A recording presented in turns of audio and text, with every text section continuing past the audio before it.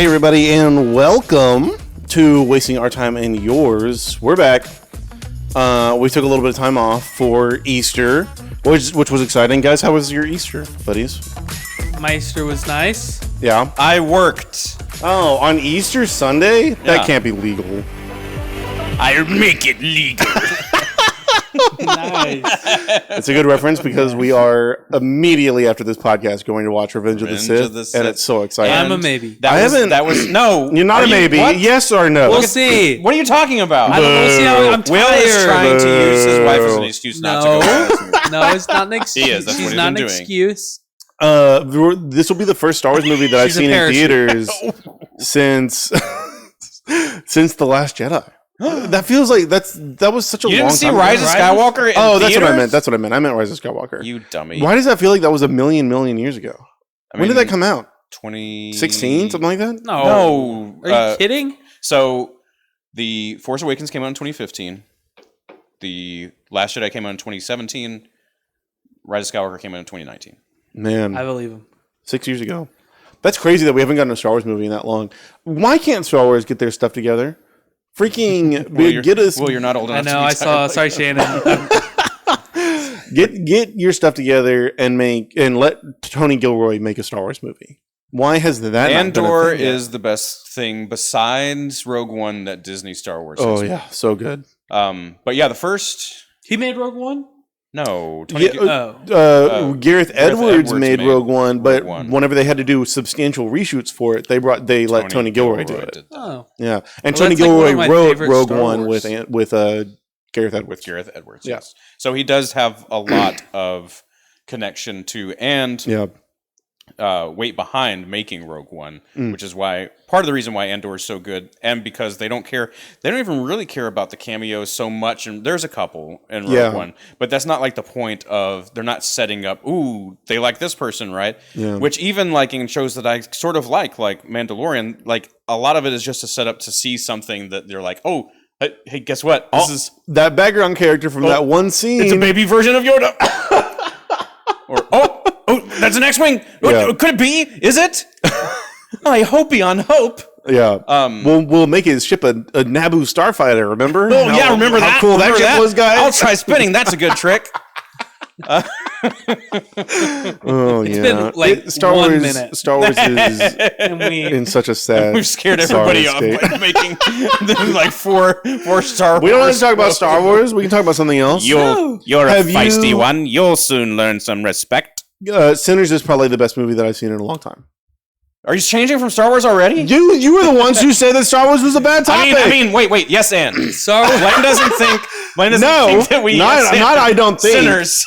Heaven and Will. What a great movie. Don't yes and my topic. Yeah, what was your sometimes. example? Your topic was like, I was listening to this podcast. Maybe we could have a normal conversation like actual people in the world and talk about some of the things that interest us. We were, and then you're like, stop this. Let's talk about Sinners. You guys don't yes and me enough. Look, I vote Star Wars. Star Wars is like when you if you live stream on YouTube, you have to wait like a minute before you can say a bad word, or else you won't make any money. Oh, that's true. And so I feel like we should be for Star Wars. We have to give it a minute. We have to give it at least. We have to lure them in, thinking that we're going to talk about things that are of general interest, and then spring the trap on them of Star Wars, May the we're going to talk about why Ahsoka's lightsabers are white. Yeah, she's not Jedi. She's not a Sith. Sinners. Let's talk about the movie that's sweeping the nation. It was great. Sinners is such a great movie. It was a great movie. But people do want to talk about Star Wars. They say everyone here besides. Let's come back to Sinners. Ham Solo says David Gilroy. Let's get back to Sinners. I haven't Tony seen Gilroy. Andor is the best show that's on right now. Tony Gilroy is the best person who has ever made anything Star Wars. Andor, the new season just started coming out. Tony Gilroy is the best person that's ever made anything Star Wars? I mean... Okay, Darth Hyperbole. George Lucas is a frustrating person because I can't give hardly any of the credit for why Star Wars is great to George Lucas because he made three more movies and they're awful. Everything bad in Star Wars. Wait. I can't give any of the credit. The more creative control that George Lucas got over the franchise, the worse it got. What do you mean the more that he got over it? He started with all of it. That's not necessarily true. Made it. That's not necessarily true. Not what are you talking about? Hey. Go to the clips that piss me off. Actually, clip this, and that's going to be the worst one. The sun's getting real low, big boy. What are you talking about? Freaking the sun's getting real That's low. my secret. I'm always mad at Blaine over Star Wars. That's my secret. Oh my god. The one guy wrote it, and he had studios in charge of the creative process whenever he was making the first one, and he had one guy restrictions for George Lucas. No, wrote it. Who wrote the script? It wasn't George Lucas. Lawrence Kasdan. No, that's for Empire. Who wrote the original script for George Lucas? Hope? No, look it up. Incorrect. I need to be a moderator. Your 30 seconds are up. Lee Bracken. Your 30 seconds. Okay. Are up. Lee Bracken was one of the people that was helping write scripts. Okay. George Lucas. It's story by George Lucas. Right. Always. Right. Always. I agree with that. But the somebody else wrote the actual script for A New Hope. No, it's not George Lucas. George Lucas has a writing credit for A New Hope. I think that he does have a writing credit for A New Hope. Okay, so but I think to bring up to speed, Blaine is claiming that George Lucas somehow amassed control over Star Wars, and then it got That's bad. not what I'm saying. That's exactly what you said. Impartial. That's exactly what you said. Now, George Lucas has his fair share of movie-making sins. Jar Jar Binks being one of them. The prequels are not great, but I didn't think I was supposed to not like the prequels until people started not liking them. When I was going to the prequels when I was a teenager, it was all... What'd you find out, Blaine? You put your phone down. I'm not George Lucas freaking wrote Star Wars? Yes, people say... No, that's what the credits say! I understand that. Because that's true. I understand that. We should talk about Sinners. Sinners is a good movie, so I hear. Actually, I think we should take my blood pressure right now. Blaine's trying to gaslight me into saying that George Lucas didn't write Star Wars. I'm not saying that George Lucas didn't write Star Wars. Are you talking about Alan Foster Dean? Maybe. I don't know what I'm thinking. Who wrote the books based off of George Lucas's ideas? No. Splinter of the Mind's Eye? No. That's not what I'm thinking. The only credit for writer on IMDb for A New Hope is George Lucas. You're damn right I guess I'm wrong about... No, not I guess. You don't have to guess. Sure. You're wrong. I'm wrong about somebody else writing Star Wars. I could have sworn that there was somebody else involved in the process that the studio specifically put. Lee Bracken and Lawrence Kasdan in Empire Strikes Back, not A New Hope. I guess I'm conflating the two. Lee Bracken wrote a treatment of Empire Strikes Back, and so her name is on the script. Right. For Empire and Lawrence Kasdan writes the script, and then Lauren Kasdan writes the script, but that's the and Irving Kershner directs. And Irving Kershner directs, so it's a great movie. So is Star Wars before they called it A New Hope. That's true. Yeah. It's just a great movie. That's true. I'm not debating that's all George Lucas. Right. So just because he did bad things later, and now you're trying to take away the fact that he created the entirety of the Star Wars. No, you were. You're saying somebody else wrote Star Wars A New Hope. That's what you were trying to say. I was merely trying to make the point that the more creative control that George Lucas has over the franchise, which I was under the false impression that he had less creative control. He had complete creative control of the first movie, which is why there are any more movies. Sure. Okay. That's correct. All right. You were thinking of the second movie, perhaps. I guess I was complaining too. That's what I think. I gotta look it up and try to figure out what confusion. I was thinking. Nope. Anyways, let's give George Lucas all the credit of creating A New Hope. Since then, he's run the franchise into the ground. That's not a concession to me. You're just saying the truth. Yeah, I know. My point is, even if he gets all of the credit of making the original movies, the prequels are more than enough to say, what is he doing with the franchise? What is he doing with writing it? You can make an argument that the prequels shouldn't have happened, but I think that the prequels are good enough on their own to have happened. The prequels are ultimately a good. And I think that's how the entire... Will, how do people your age feel about the prequels? People my age that like Star Wars, a lot of them think the Revenge of the Sith is the best one. Right.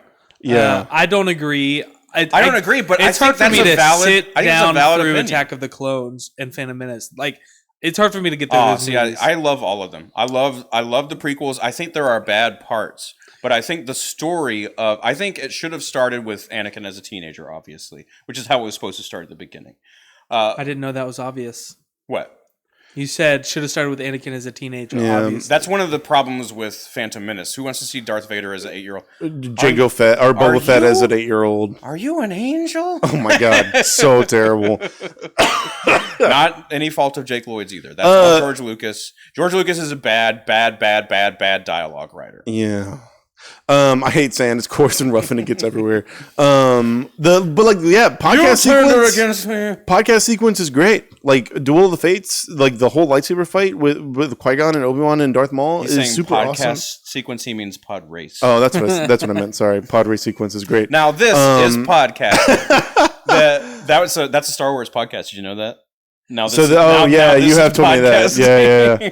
I do need to go check them out because apparently they're a really good podcast. I don't apologize for how loud I got earlier, but I think if we go back to Blaine just ripping George Lucas's child out of his arms and saying, "You didn't make this." I am frustrated, and maybe I allowed my frustration to give me the freedom to completely lie about this person. But I'm frustrated with George Lucas. Then he looked it up and just put his phone down and was going to stay silent about it. No, I was gonna I talk about understand that as well. I was not getting wanting back to get to back into the conflict. Wanting the conflict. I can feel the conflict within you. Catch the pods. I can feel the hate.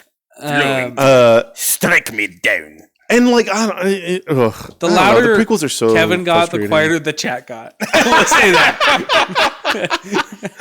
That was a glimpse of how like sometimes Blaine and I's debates go, especially sometimes when I know I'm absolutely right. Yeah, that's true. That's a problem. For me. I've been wrong many a time. And Kevin has been right many a time. I'm sorry. And he has let me know that. I should handle it. Let's try that again. Let's try it. Do over.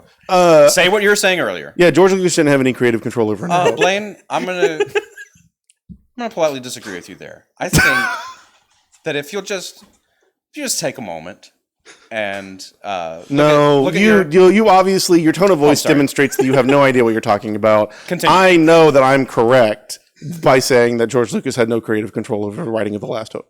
Well, I mean, I think. Hope. Oh, I'm sorry. Were you done? You can say more. Would you like to say more?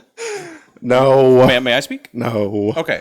I think that might possibly be incorrect. And luckily, we live in a time where we can just get out our magic phones. Yeah. And we can see. And I would like for you to do that on your own so you can gain this knowledge. And I want you to rest with it. I just want you to, I want you to experience it. And then we'll come together and talk as human beings. I'll do that. Even though I won't, because I would prefer to think that I was right.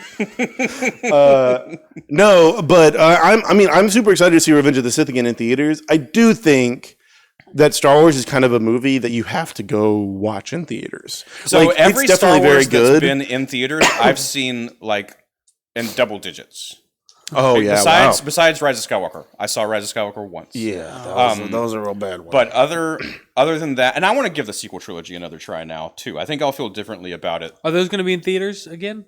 I mean, in probably 15 years. They got to juice some more money out of it somehow. Yeah, but I saw all of them. So I grew up loving the old Star Wars movies before the prequels, before even the special editions. Like I remember going for my 12th birthday.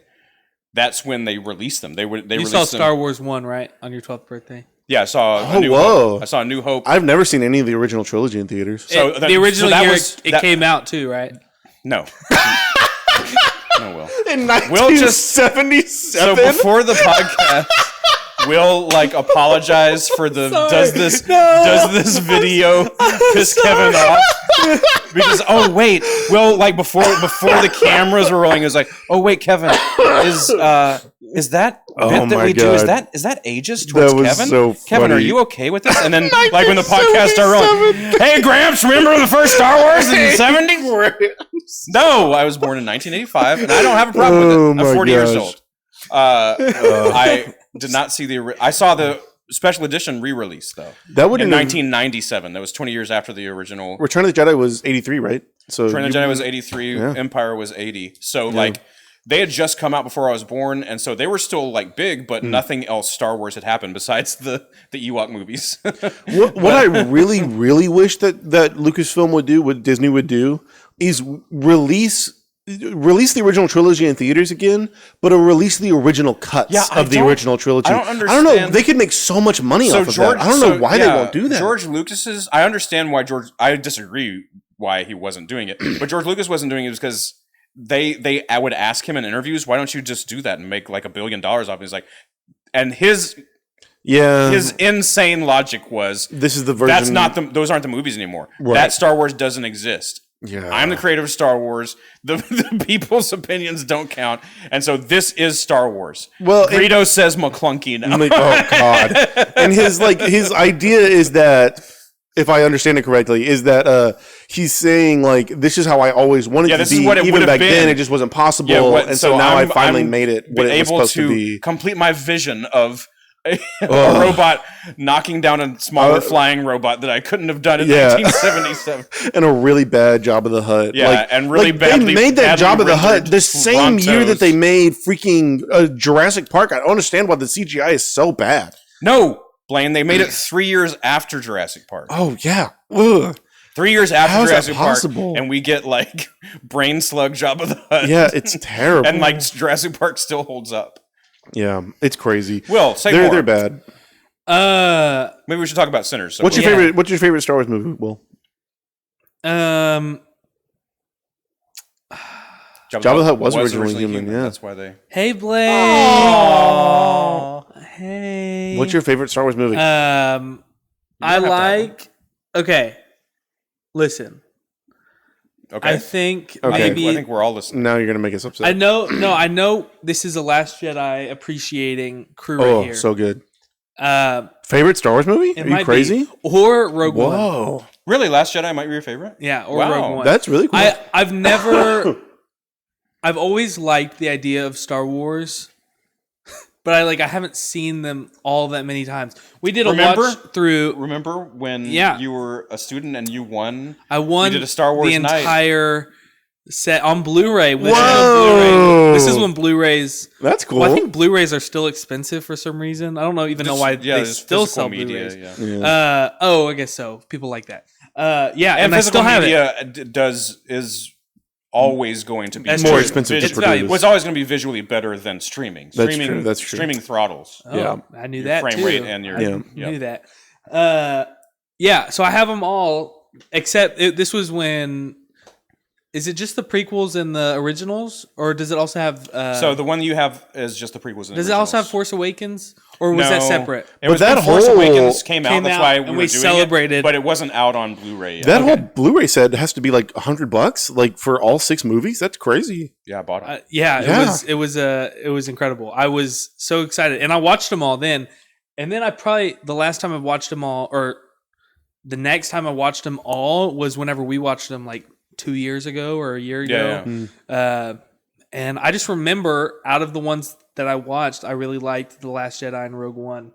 And Last Jedi is a great movie. Empire Strikes Back is like, I understand how that is the best movie, but I just don't have maybe as much of a deep connection as most people do to it. But people my age, that's Blake is from a Star Wars family. Yeah. I didn't know that. Why haven't I ever talked about Star Wars with Blake? She doesn't like Star Wars. Oh, okay. Her family does. That's probably why. Yeah, her brother loves Star Wars.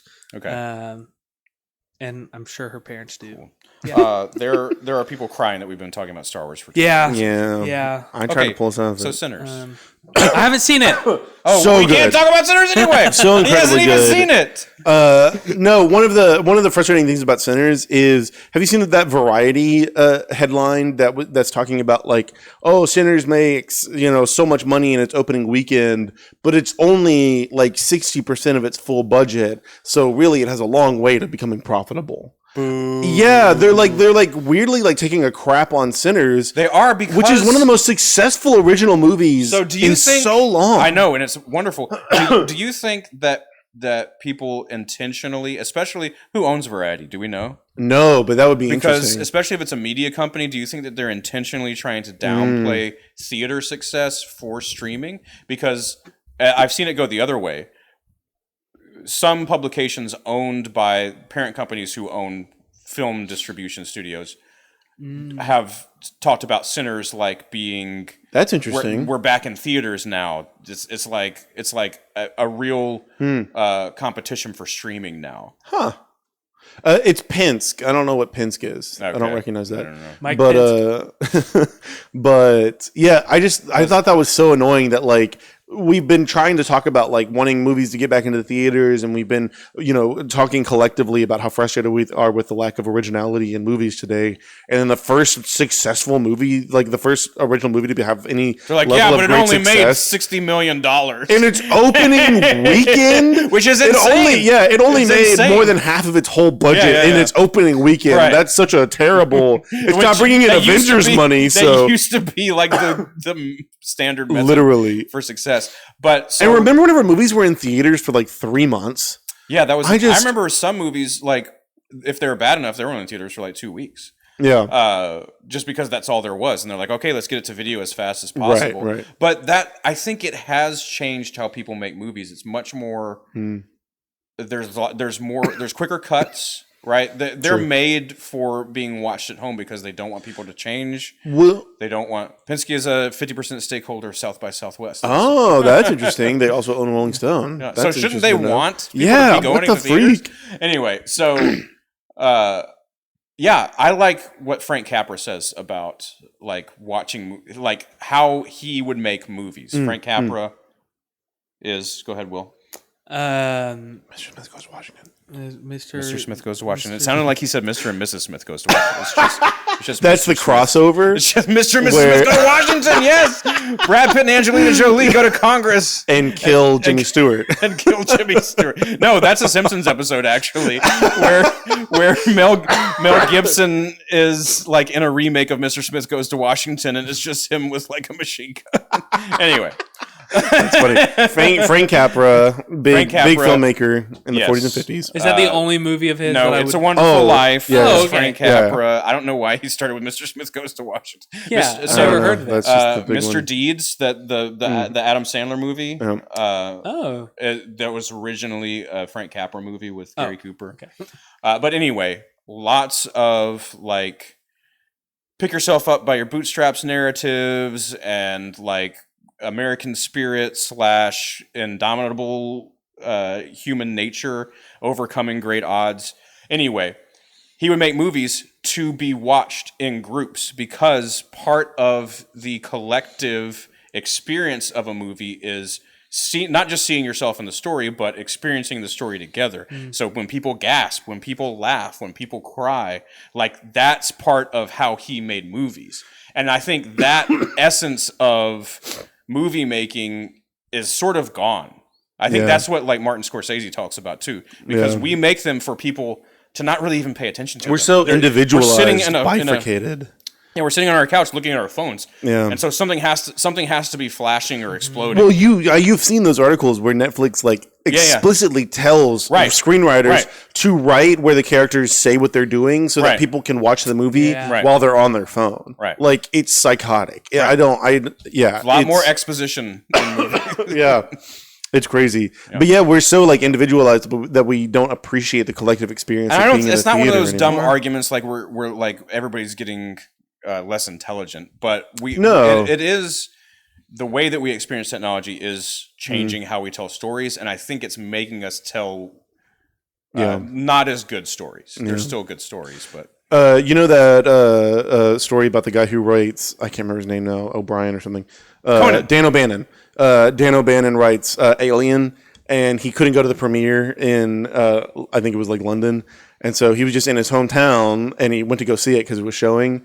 And in his theater, whenever Ripley is going to find the cat at the end of the movie, this guy in the very back of the theater just yells out in the middle of the theater, "Leave that effing cat!" And Dan O'Bannon says he broke down in tears in the middle of the theater because a movie that he made someone feel something, made someone like really experience what the characters are experiencing.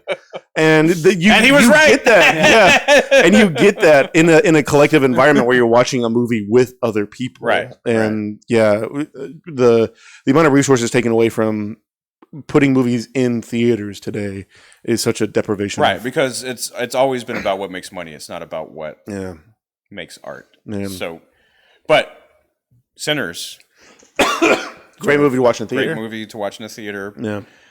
Would y'all see it again? You've seen it twice now? Oh my God, yes. I've seen it twice, and I would absolutely see it again. We can see it after Revenge of the Sith. Double feature until 3 a.m. Until 3 a.m. I don't work on Mondays, sucker. Yeah, Kevin's always wanting to do stuff on Sunday nights. This is my Friday. Okay? Well, I can't help that, like, Kevin. You're gonna come over on Friday. I was like, I have to get up at 7 a.m. tomorrow. Oh Lord. And this is why movie nights at Blaine's were a great launch. That's a sad day. Movie nights at Blaine's was fun. It's like thousands of voices cried out and were suddenly silenced. Silence?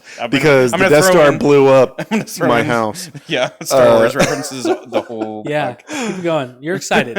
Movie nights were great, except for whenever we watched Lost. That was really terrible. I have brought peace, freedom, because justice, and security to my new empire. Lost is a really bad show. Your new empire. And everybody don't make me kill you.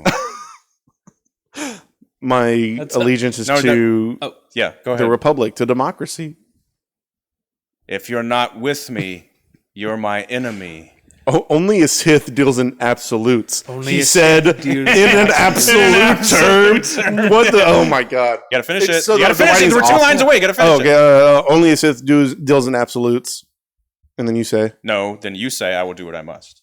Oh, I thought he said. I thought he says, "Don't make me kill you." No, I said, "Don't make me kill you" already, and then you say that. I will do what I must. I'll do what I must. You will try. Yeah, and that's it. And then I do, and then you do a stupid backflip, and we do 180s 16 times. But hey, people, the first time that happened in the theater, people were freaking out. Hey, I think when you asked what my generation likes a lot, it's the prequels. The lightsaber fights. And they love the lightsaber fights. Which is dumb. Lightsaber fights? Love them. Why? I really appreciate the lightsaber fights in the sequels, actually. I do really like the because I like how heavy the lightsabers feel. That is how George Lucas told them to hold lightsabers in the original trilogy. And because in the prequels, he was like, no, just flick it around. That's because over the years, he got more control. And, no. He also, like, his reasoning for that. His reasoning for that is like, because the Jedi are like everywhere. And he also says Jedis. He does say Which is Jedis. Not correct according to him. Yeah, according to him, it's not correct. He says Jedis. And like, the Jedis are so much. I used to correct my friends about that. They're like, no, I'm like, no, it's Jedi. And then I saw George Lucas saying Jedis. I'm like, what the hell? All the time, yeah. And he says, how did we make it back to this? Sword also. Yeah. This is like a tick we have. Last one. The only way that the that Obi-Wan fighting Anakin story existed for my entire childhood. It wasn't in any of the novels. It was like barely mentioned in A New Hope. It was on the back of a Darth Vader action figure that I had. Whoa. And it was like a paragraph. On the planet Mustafar, Obi-Wan and Anakin Skywalker battled, and that's why he's now... The end of that battle resulted in Darth Vader being more machine now than man. And so my whole childhood, like, I had built up what was that fight between Obi-Wan and Anakin like, and Revenge of the Sith delivered. Was it close or was it better than you had imagined? Or I was nothing like what I imagined, but I loved it from the moment I saw it. Because it gave you what you forever could only just hope. Right, yeah. It was like the whole gap between the original Star Wars and the prequels, like it was building up to that fight, to Darth Vader becoming Darth Vader and Obi-Wan becoming. That's exciting. That's exciting. That's part of the reason why I was so disappointed that they just like erased the entire extended universe whenever Disney took over. That is a problem. Because there's so much really great content in all those Star Wars books and like comic books and everything. Well, the Kenobi Star Wars book is so good. It's great. It humanizes the Tusken Raiders. and it is a story where Obi-Wan doesn't leave Tatooine at all, and doesn't fight Darth Vader again, like in the Obi-Wan show. Right. The whole dialogue between Obi-Wan and Darth Vader in New Hope is ruined when he's like, the last time I faced you, I was the pupil and you were the master. What are you talking about the last time? You talking about the time we fought on Mustafar, or the time we fought after that? Or the time that you're going to fight him again in the second season of Kenobi. Like, what is happening? Wait, oh my gosh. So did that already happen? Or they're making a season 2 of Kenobi. For some and we reason. know there's going to be another fight, or that was just I don't know, probably. I don't know why they're making a sequel to that terrible show. That Kenobi show was one of the worst ones. Yeah, there was all the Disney ones. So there was the Tales. Many Bothans died. Well, no, they did. Like, it was one of the Tales books that they talked about. Yeah, the Both. I wanted to make a movie about that. When they started talking about Rogue One, I was like, ooh, are we going to get like the Bothan story? Yeah. Because that's basically what Rogue One is. They should do like that in between Empire Strikes Back and Jedi, how they got that'd be fun. Death Star plans, yeah. Yeah, we started talking about Star Wars again, and now we're still talking about Star Wars. 3 strikes. But yeah, Sinners was incredible. I really liked it a whole lot, and I highly recommend that you go watch it because it does such a good job of blending like a really meaningful storytelling and super fun, spooky vampire stuff. Vampires? Do you not know the story of Sinners? Yeah, so Blaine just spoiled like... No! You did spoil Did you see the trailer? I'm sure. Yeah, but you don't know what's happening in the trailer. I saw the trailer, and then there's vampires! Blaine. People kept talking about the twist, and so I didn't watch anything. I didn't read anything else about Sinners before I saw it. Oh, wait, that's supposed to be a twist? It is a twist. Oh, okay. No. So Blaine said this the other day when I saw him. That's a twist. He said it's a vampire movie. I'm like, oh, I didn't know that. I was as shocked because I just not a twist at all. It's like telling somebody From Dusk Till Dawn is a vampire movie. No, you don't know it's a vampire movie until they turn every into trailer vampires. is like full of vampire stuff. They show freaking. I don't want to say anything else that might spoil it, but they show like big spoilers of things that like I didn't want to be spoiled about the vampires in the trailers. They do. Like the first thing that we knew, that's what was so psychotic about it. You don't know they're vampires. They could be zombies in the trailer. I guess. That's what's so psychotic about it. Whenever we first heard that Ryan Coogler was making this movie called Sinners, the first details that we got were like the log line or whatever, that it was like vampires in the antebellum South. No, yeah. And everyone was like, what the hell? Why is Ryan Coogler making this? If all you saw was the trailer, you didn't know that either. I guess. I don't even remember the trailer. It's great. So. You should watch it. It's a fantastic movie. It's so fun. Okay, let's see it after Revenge of the Sith. After Revenge of the Sith. Yep. We can do that. Then Sinners. Guys, did I tell you this? What? I'm touching your leg. Okay. Friday, I was at Friday Night SmackDown. Oh, no. Yes. Oh, my God. I forgot. Yeah. Did you see John Cena? I saw John Cena. In the flesh? I saw him. Did you touch his sweat? He made himself seen. No, I didn't touch his flesh. What? I said sweat. Did you touch the hem of his robe? I wanted to, but he was really far. Okay, so I saw the pictures. Y'all were really far away. We were far. What is in the seats that you were in? What's the feel in the arena? Okay, first off, I'll say they're so far away. Pictures don't do it justice because this is my 4th WWE show. Wow. First one in 12 years. Last one I went to was 12 years ago. Whoa. So it's my first when one. You were 7? As an adult. When I was 11. 11. Thank 7, you, 11. Kevin. I thought you were 19 for some reason. Nope, not. I'm just kidding. 23. Yeah, you're going to call me old? I'm going to call you. And the seats we had were like much farther because it was a bigger arena. We were. Where was it? Last time I went, or this time? This time. Dickies Arena in Fort Worth, and it is like the size. You went all the way to Dallas. Yeah, and it was like the size of Ford Park. There were no bad seats. The pictures don't look great, but it was. We were in the nosebleeds. Yeah, but even Ford Park, can you see what's going on on the stage? Or are you looking at the screens? I think it's probably more about the energy in the room than it is about. That's my question. Yeah. Are the people like up there? Like, what are they saying? Are they that people up at the top interact just as much as people front row. There's always chanting. There's always like cheering and standing, like in exciting moments. And cursing. And that's what there is one curse specifically, holy S, whenever something crazy happens in the ring, that people will chant that. And so, what happened? What was the storyline? what John Cena was there, or it's a 3-hour show. There were lots of different storylines. Yeah, but give us the cliff notes. John Cena just recently became the undisputed WWE champion. A bad guy. Did you know he won. I watched it at your house. He was the guy. Did you know that he was the guy? Did you know that he won? You invited me. I went and he to your hit house. that guy in the face with the belt. He did. He and that was Cody crazy. Rhodes in the ball. Yeah, he won the way that he had never won before, which is why it's so there's so much meta and cinema. It is cinema, and I'll still argue it's cinema. And now one of the best parts of it is that he and Randy Orton are now having a feud, which is not Randy Orton, the old Randy Orton, Randy Orton's son, Randy Orton Jr.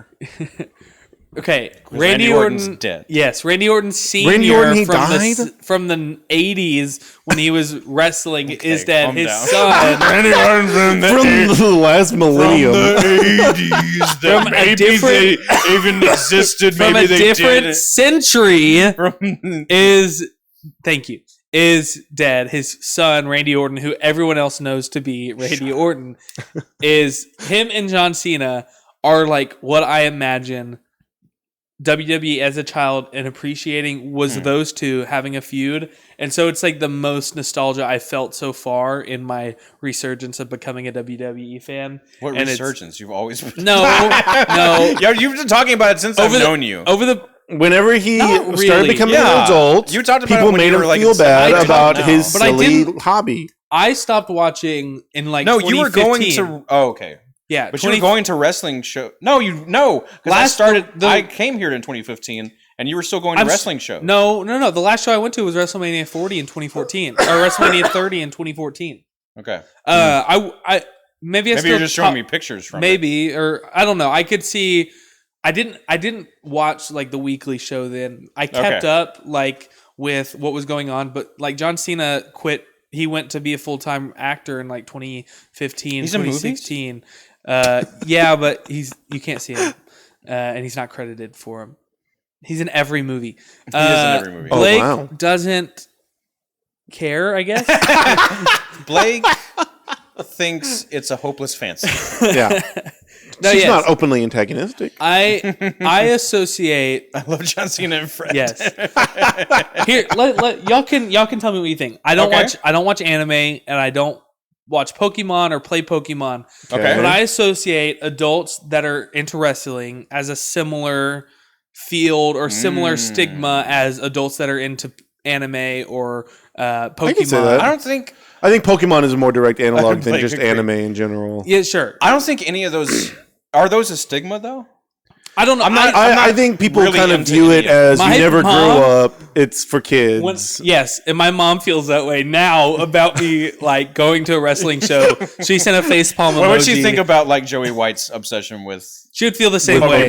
She'd feel the same way about me being in wrestling. Not to put Joey. I've seen some anime now. I'm not ever going to be one of these guys with the anime shirts, but Cowboy Bebop is good. So good. And we recently started watching the live action One Piece. One Piece, because who's going to start the 1200 episodes? It's so much, but the One Piece anime is really high quality. The live action is not as bad as I thought it was. That's what I heard. I heard that it was pretty good from One Piece fans. Is it still anime? No, it's live action. Yeah. And I did hear it looks too Netflixy to me. It is very Netflixy. So I don't know. There's something about it that gives me pause. So but I do agree that the way that adults being into things that are normally for kids is stigmatized. I think it's kind of the way that is true. Especially the people who are super it's their whole personality. Yeah. I try not to make it my whole it's not your whole personality. And even the people who are really into anime, I don't think it's their whole personality either. I think that's the assumption that people make. Yes. Right. And it's something I even thought as a kid, I knew at some point I would not be into wrestling anymore. I knew I wouldn't be a wrestling adult because even as a kid, I was like, this feels like it's for kids. But now it doesn't feel like it's for kids. I think it has changed in a way. It's not as geared towards kids now as it was when I was a kid, but also I appreciate it in a different way. I don't care as much about the actual wrestling matches or any of that, but I do like I like the storylines that go on, and I like I like that I can appreciate it and not feel like a weird. It's like I've gone past the like, oh, some people will think you're a weird wrestling adult. I will say, Blake says, I will say I can't stand people who make people feel dumb for liking something. Yeah. I'm not into it myself, but that doesn't matter. Yeah, like these guys talk about Disney adults, you know. That's true. No, I'm just kidding. It made me. I like to mess with Will about wrestling just because he gets about it. But I think, but I can laugh. You know about that it. I like wrestling to some extent, also, and I also can laugh about it. And I think Robbie put it well because Robbie came with me to WWE the show, and he loved it. He has gotten way more into wrestling than he's ever imagined he would be, and now like he's texting me about, hey, so what did this mean at wrestling? Like I've been seeing a lot of TikToks about this. And he's getting really into it and like getting TikToks on his feed about just wrestling culture, and it's really fun. I think like what you like. Yeah. And he said if you can suspend reality, it's like perfect. Like suspend your like. It's like the same thing as like it's like I'm not gonna watch like Survivor or Big Brother like on my own, but if there's like a group of people that wants to watch like something and like talk about it and have theories, like I'm all for it, and it turns into like a community building sort of thing. I think that's kind of is that not what wrestling does? Yeah, absolutely. Like the biggest part about wrestling is people talking about the storylines that have been happening. Yes. Yeah. Even now, I don't watch the weekly shows when they're like now Monday Night Raw is on Netflix, but I don't watch those. There's a guy on TikTok who he does a Twitch stream actually, Santi Zap. He streams every single shout out Santi Zap. He streams every WWE live event, and then he'll upload clips. Is that legal? No, it's just his reactions. He streams his reactions to it, and how we did the Oscar. So you're supposed stream. To be like watching. You watch it with, or you can just watch his. Just watch his own. Just watch his reactions. Yeah. It's, if people watched our Oscar stream and didn't watch the Oscars along with it, I don't know why you do that. They'd be like sitting there watching us laughing at Conan. Yes, exactly. But whenever he uploads them to TikTok, he'll overlay it with the actual thing that's happening, and that's how I get what's happened in the last week on Monday Night Raw.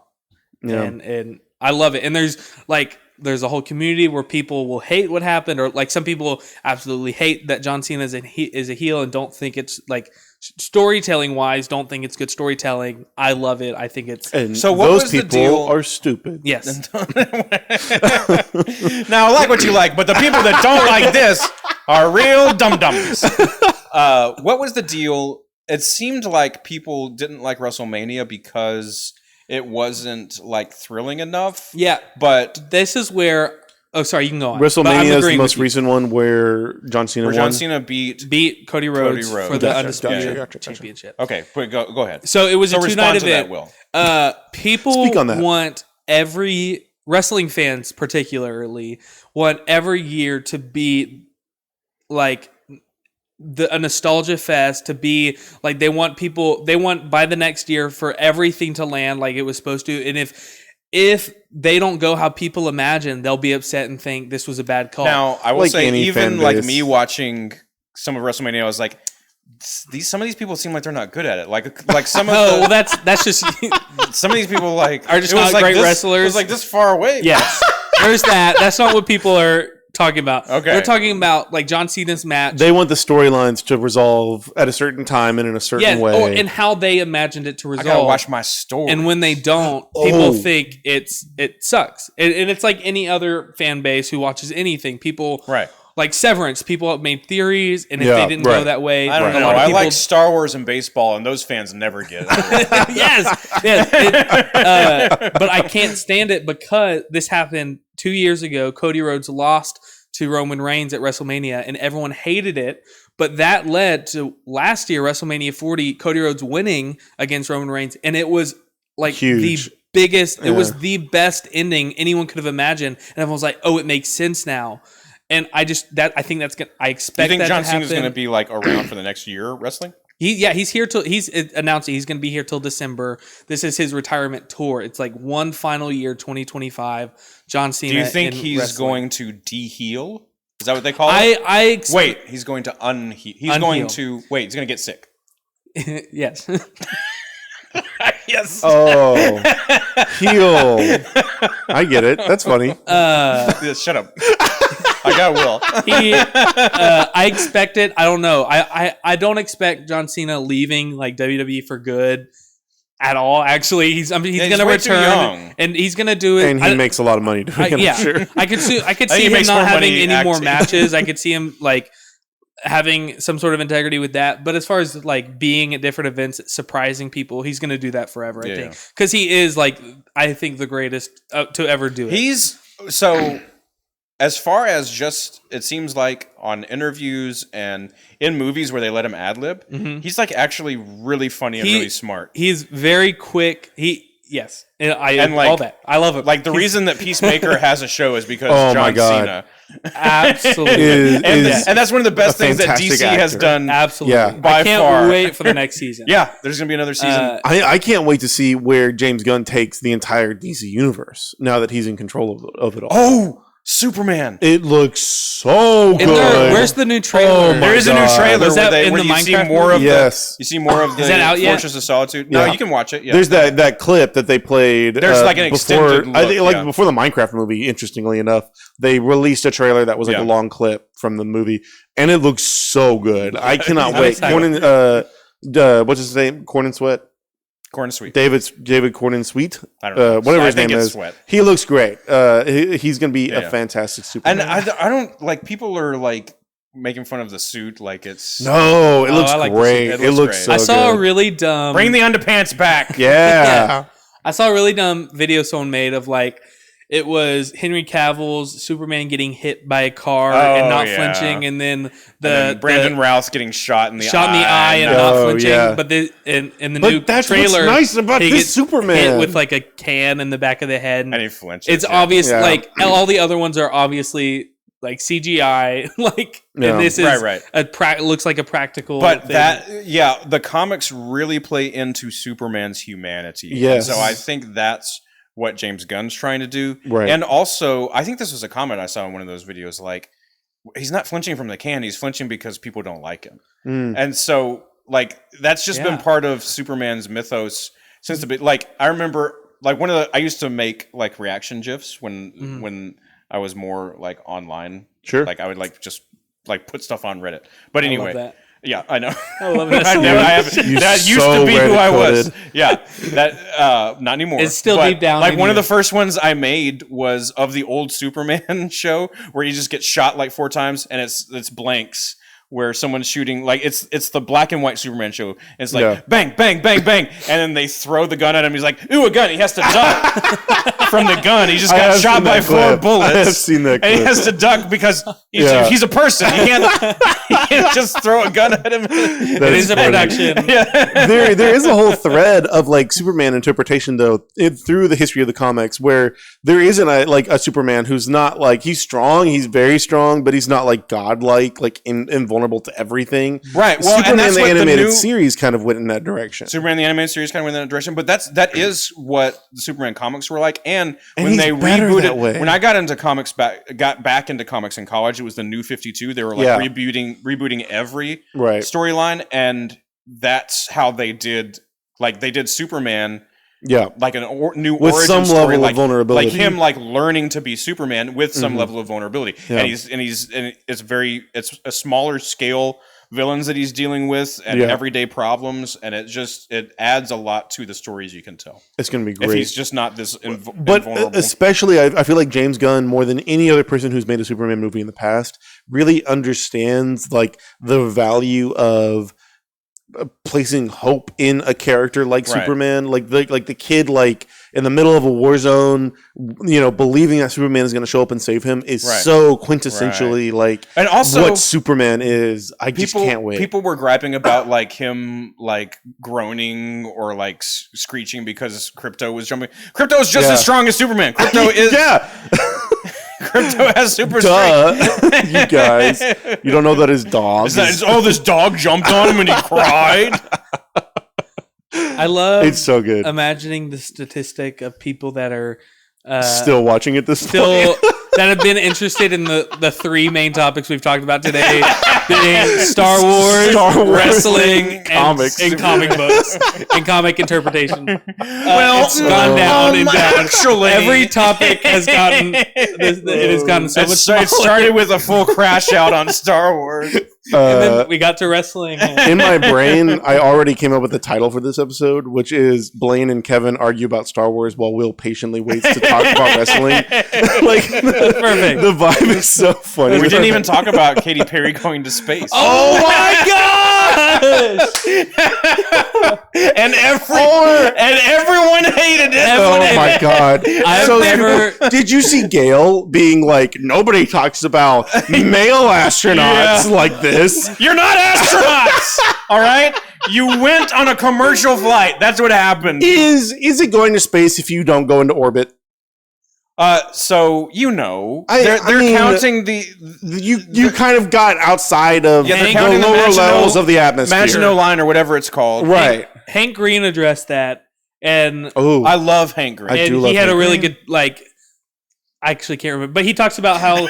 I just liked what he said. So he has a good take on it. Pull it up, Jamie. That's not why this sucks. Like they did go to space. They did go to space. There's no clear line where it's no longer that's atmosphere, no longer space. Like that's true. It sucks because it's funded by billionaires, right?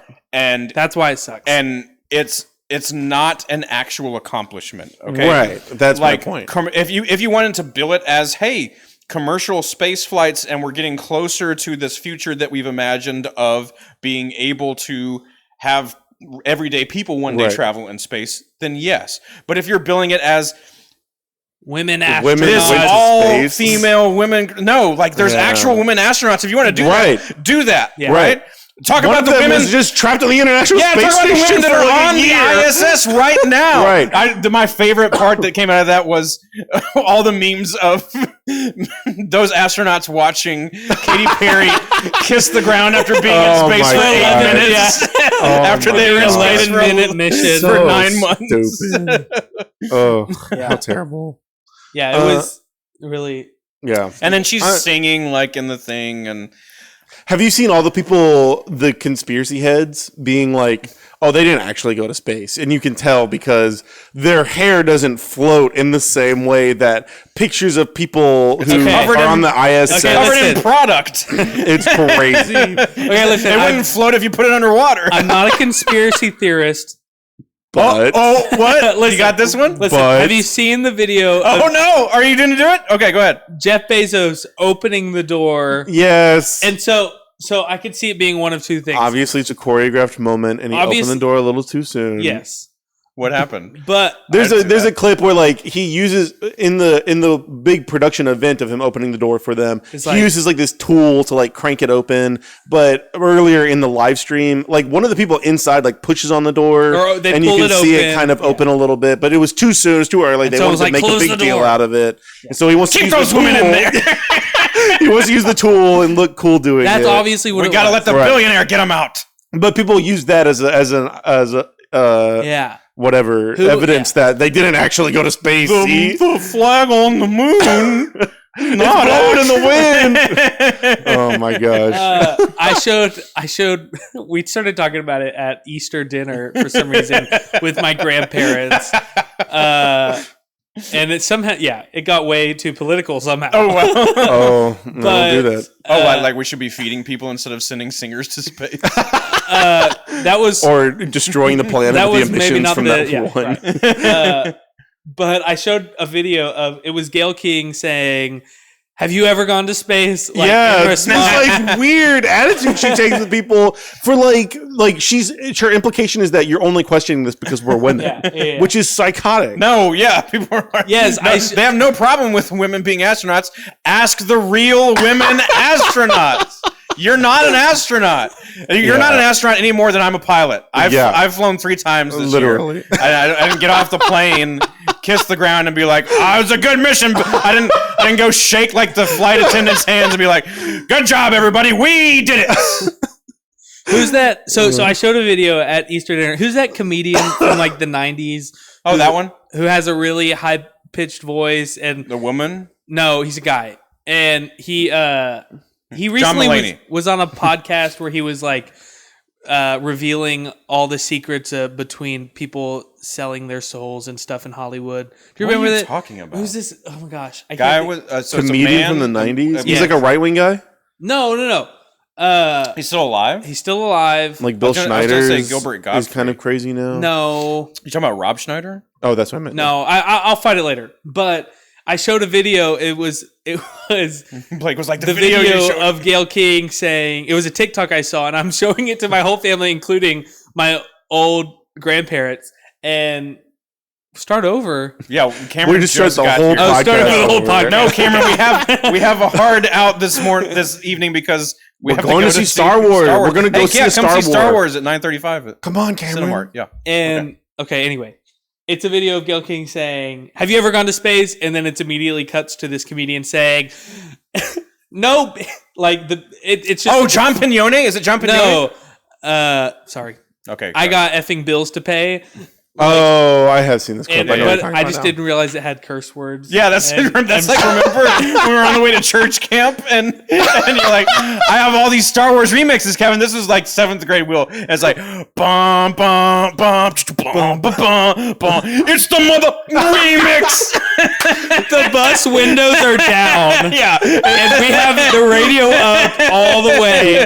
And I asked several times, I was like, are there curse words in this? I was like, no, this is good. So funny. This is so funny. We have to get Cameron back on the podcast so that he can tell the cupcake story.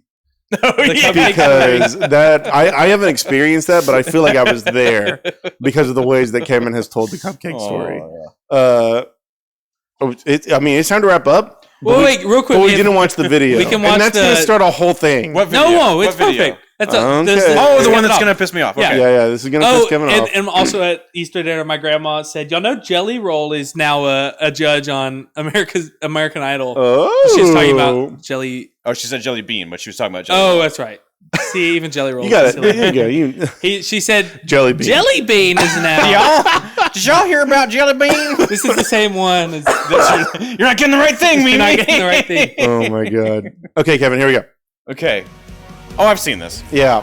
Of course it's going to piss me off. Of course. Who's not psychotic. Be pissed off about this? Where is this? What church is this? I don't know.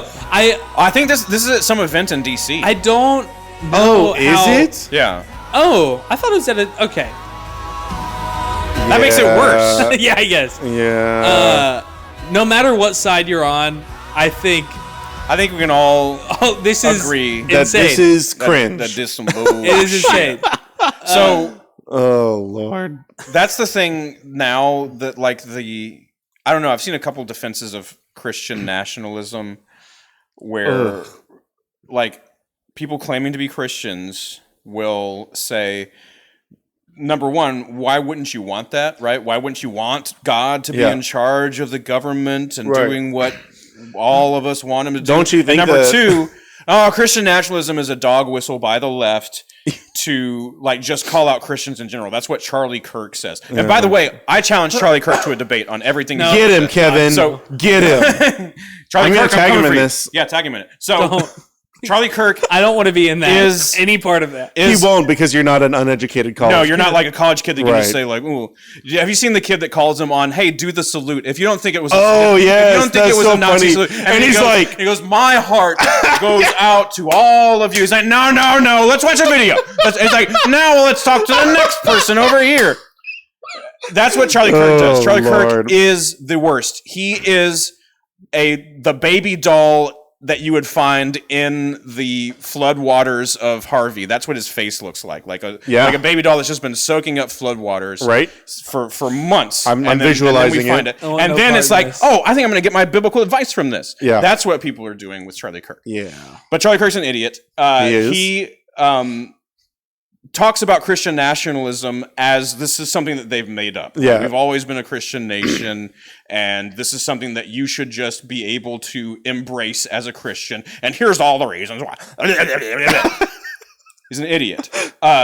Christian nationalism is dangerous. Yeah. It's what creates historical. That is a worship service, and they're not worshiping Jesus. They're worshiping Donald Trump. It's a cult. It's a cult. Damn. If you see everything that this administration is doing as a manifestation of the will of God, support it and say that it is from God, first of all, you haven't read the Bible. Second of all, you're wrong. Okay? Yeah. You're just wrong. Now, I'm all for like back and forth conversations. I love to talk about politics with people that we don't see the same way, and I think we should do it in a trusting and meaningful way. But you cannot look at what they're doing and say that this is 100% morally correct and be claiming Christ, because those two things are antithetical. Yeah. Now, I'm not saying that you're not a Christian if you've done this, because I don't know. Who knows how you want to define yourself or how you define your beliefs. But what I am saying is the Jesus of the Bible does not look like anything that this administration is doing. And I mean anything. Yeah. The whole concept of Christian nationalism is such a silly thing to begin with anyways, because if God came back on earth, in full power, bodily manifestation of God in the world, do you think that he would try to take over political power over the world, or that he would be destroyed by that political power? Because it happened historically. Right. And Jesus, God of the world, chose not to do that and died. Yes. Very importantly, like that, it's kind of like a really central part of a lot of our theology. Leaders who misunderstood. Yeah, it's the people who forcefully took him and tried to make him king over the community.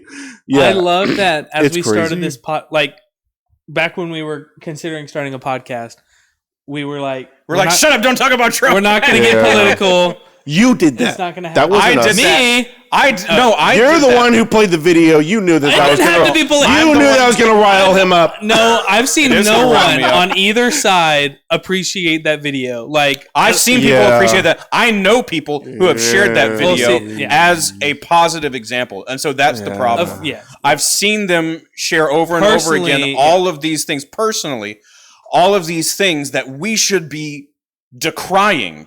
And they are holding them up as an example to be worshipped. And that is what's scary. It is scary. It's scary that freedoms are being taken away. It's scary that we can't admit that due process applies to every person in the United States, not just citizens, because that's what the Constitution says. It's scary that we are arresting judges. It's scary that we are defying court orders. It's scary that we are inviting gangster presidents to sit in the White House and say, there's no way I can return that person that you accidentally sent to a maximum security prison in El Salvador that you cannot prove was an MS-13. It's scary. And want him to do so in the name of our God, in the name of Jesus. Which one, Kevin, I can't tell what's riled you up more. Definitely this. Okay, definitely more than Blaine's take on George Lucas. It's right. No, that's what it sounds like. It's pretty close. You actually have raised your voice a little less now than you did at Blaine saying George Lucas was not part of the writing of the first. But no, I think the reason that this particularly riles me up is because I talk to people all the time. They're like, "Oh, well, I didn't even see that," because there's people that aren't being affected by it. And I don't feel like it's as bad as it. If I wasn't reading anything, well, that's not true. My job is definitely affected by it. But if I wasn't reading anything in a way, I wouldn't necessarily be affected by it either. But I don't think we can have that crutch anymore. I think we have to be informed. I think we have to be able to speak meaningfully about opposition to what's going on. I think that's what faithful Christianity looks like right now, is not just, I'm not going to get political. Christian belief is a political belief. It's going to cause you to do something politically. It's going to cause you to be for the oppressed. It's going to cause you to be against the oppressor. It's going to cause you to seek justice, to flee from evil, to answer the outcry of those that are being trodden on. Those are the things that Christianity actually calls you to. It doesn't call you to always be on the side of defending those in power and the people who are oppressing people who don't have any recourse. That is never ever what Christianity has looked like. It's been called Christianity several times in the past, but it's been proven wrong. Anyway, man. Well, on that note, okay, guys, we're gonna watch Revenge of the Sith now. Every time I show a clip on this segment, it turns into just something depressing. So it is depressing in a way. I'm trying to get out of this bitterness, depression, and so of the what I call the horrors, just the things that happen every day. And I think part of it is seeing hope in how we can resist it. Amen. And so I think there's hope. So the video did piss you off? The video pissed me off, but I've seen it 1,000 times. I know. It pisses me off more that that's not the worst one I've seen. Yeah, that's also true. Man. So yeah, Will. You succeeded. All right, let's see what's in store for next week. We're 2 for 2. Let's see what I can do next time. Oh my god. Thank you so much for watching. We'll see you next week. Hopefully maybe Kevin this angry again, so that we can get a little more preaching. If you start off by ripping George Lucas's creation from his hands and end by showing me this, we can do that. This lady, we can make that a tradition a painting every of Donald Trump. All right, thank you so much for watching, everybody. We'll see you next time. Bye bye.